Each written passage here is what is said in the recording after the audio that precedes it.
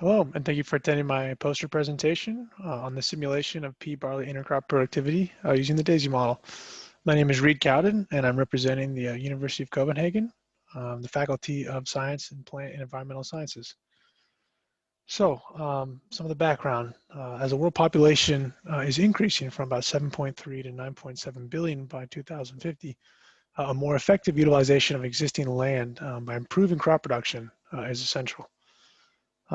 One possibility is to use intercropping, which is the cultivation of two or more crops simultaneously in the same land for improved productivity, as well as other benefits, as you can see there. And although intercropping is an old practice, the lack of adoption stems at least in part from some knowledge gaps concerning the optimal crop combinations and their interactions with environmental conditions. To address these knowledge gaps, this study exploits the potential of DAISY, which is a dynamic soil plant atmosphere system model, to simulate crop productivity. And the objective, therefore, is to simulate pea barley intercrop productivity with DAISY and validate it with field experimental data. So the approach, DAISY simulates plant growth and soil processes based on the input of a variety of data sources, as you can see here in the approach and methods section. And because DAISY uses intercrops, its use in intercrops is actually limited. There are very few models that can accurately simulate intercrops. So we wanted to kind of investigate the potential of DAISY to demonstrate its strength in this capacity. So the data set for DAISY's calibration was extracted from a field experiment done in 2017 on spring barley sole crop, and pea spring barley intercrops located at the experimental farm in Tostrup, Denmark. The trial setup was a split plot design with 3 cropping systems as the main plots and 2 levels of nitrogen application, fertilizer application, as subplots within the main plots. You can see this kind of schematic shown in table 1.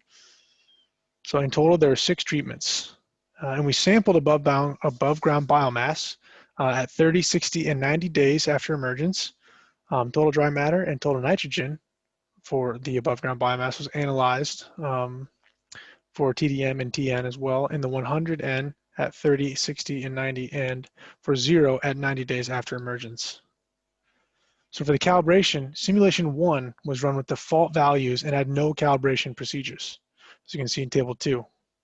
For simulation 2, the model was calibrated by initializing 2 soil organic matter fractions, a fast and a slow fraction.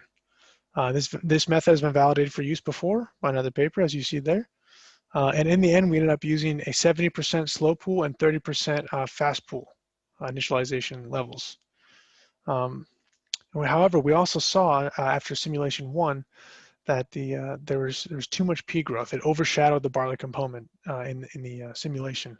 So we therefore changed the pea height to 50 centimeters based on its developmental stage from the 100 centimeter default. And this corresponded well with the actual data from the measurement, where we had a range for about 45 to 55 centimeters for pea height. And then for simulation 3, the model was calibrated by adjusting the nitrogen uptake in the pea and barley to get a greater detailed information about nitrogen accumulation over time instead of just the total nitrogen. So we could see the translocation in different parts, the storage organ, the stem, things like that. For instance, for barley, we reduced the upper limit of the storage organ's nitrogen capacity. And then pea, because of its nitrogen fixation abilities, the limits were set based on the developmental stage of the plant. And the final calibration stage that we used for this part of the project was to incorporate a seed use, a seed module that kind of incorporated both the seeding rate as well as the nitrogen dynamics as a result of the seed changes in the amount of seed that we put into the ground. Obviously, this changes if DAISY originally thinks that for an intercrop that there's 100% of the amount of seed, when in reality it's only 50%. So this figure 1 is a picture of the experimental plots with pea and barley intercropped in the foreground and some sole crops in the background. So for validation, the DAISY model validation was carried out with measured field data from 11 years of organic production. And we basically showed that the simulation results that pea and spring barley are similar, the simulations, to the measured values. However, they were underestimated, but there was a high correlation for the simulation with an R squared of 0.94, as you can see there in figure 2. So in general, our results, figure 3, 4, and 5 show the simulation and measured values of TDM and TN at 30, 60, and 90 days after emergence. For the 100N treatments, there was a pattern of good simulation fit for TDM and TN at 30 and 60 days after emergence. However, at 90 days after emergence, for both the 100 and the 0N, the model tended to overestimate the TN and the TDM, as the measurement values tapered off while DAISY continued to accumulate more N in TDM. In general, the calibrations improved the total nitrogen fit by reducing the RMSE in Table 2. However, for the TDM, only simulation 2 improved the model fit. For simulation 3, there was a slight increase in the TDM RMSE, so a slightly worse fit between the simulated and the measured data.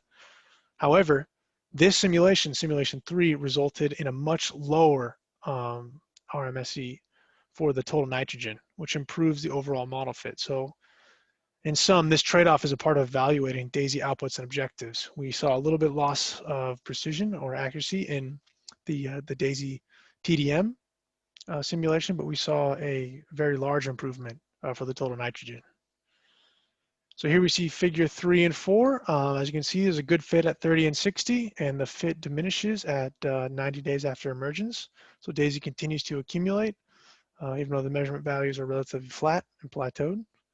So the top one is for barley sole crop. The bottom one is for pea and barley intercrop. And then therefore, this figure at the top, figure 5, is the total dry matter for the pea sole crop. Once again, a pretty good fit at 30 and 60, less of a good fit at 90.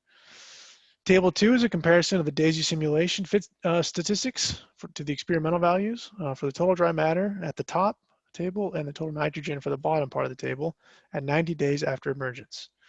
So as you can see, the TDM, the R squared, it went from 0.74 to 0.96 down to 0.95. And the RMSE, it generally improved, except for between simulation 2 and 3, where it went up a little bit. And as you can see, there's a significant association, and this goes for the TN as well.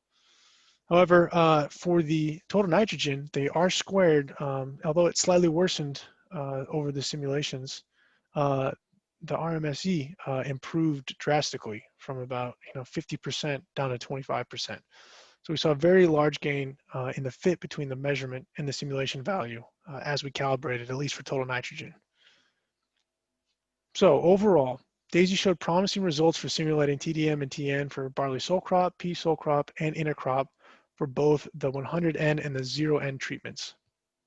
More accurate results were achieved with calibrations, although there were consistent overestimations at 90 days after emergence.